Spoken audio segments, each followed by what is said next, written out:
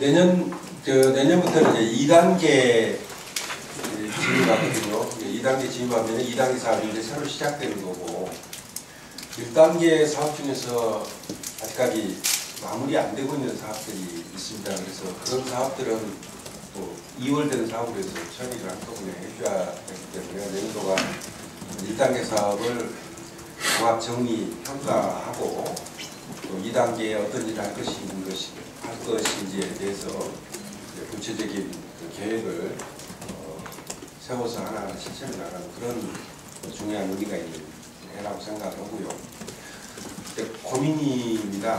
처음에 우리가 계획 세울 때 중앙정부 부처의 이전이 공무원 수가 한 명 이전하면은 거기에 따라서 그 가족들이나 연관산업 이전 효과를 보면은 대체로 학자들은 당시 2003년도 연구 당시 전망은 1인당 한 15명 정도 한 것이다. 그래서 처음에 중앙부처 이전을 하게 되면은 그 이전 효과에 따라서 15만 도시를 만들 수 있다. 근데 50만 도시를 만들기 위해서는 35만 명의 추가적으로 이전에 와야 되는 것이죠.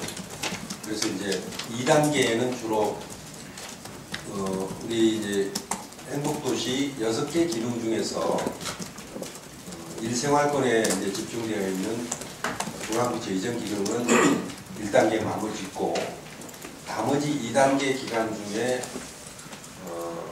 예를 들어서 6생활권의 첨단 산업 유치 기능이라든지 5생활권의 보건복지, 그리고 4생활권의 대한민국 기능, 이런 것들을 이제 유치해 나가는 일들을 2단계에 추진하고, 3단계는 그렇게 해서 한 30만 정도 만들어지면은 그 뒤로는 자생적으로 도시가 발전해 나갈 것이다.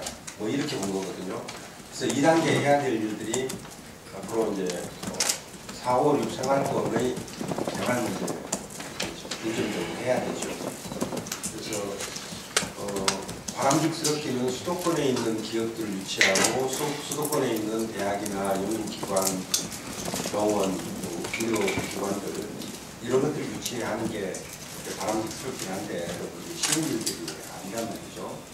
그래서 하나하나 구체적인 방안들을 놓고 좀 고민을 해야 될 것 같고요. 또 하나는 여태까지 이제 그 행복도시 개발 계획이